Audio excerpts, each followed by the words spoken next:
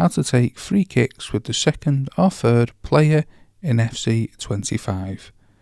Now, once you win a free kick, in the top right hand corner, it'll pop up here.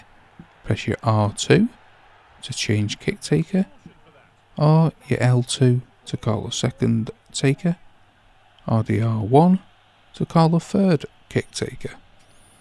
So first we'll press R2. First we'll press L2 to bring in a second free kick taker, then we'll press R1. If you're on the Xbox, it'll tell you the buttons on screen also. These are the PlayStation buttons. Now, to take the free kick with the second or third kick taker, all you need to do is hold down the L2 if you want to use the second kick taker, or the R1 if you want to use the third kick taker. Then press the shoot button like you would take a free kick, and that person will take the free kick. So that's how to take a free kick with a second or third player in FC 25.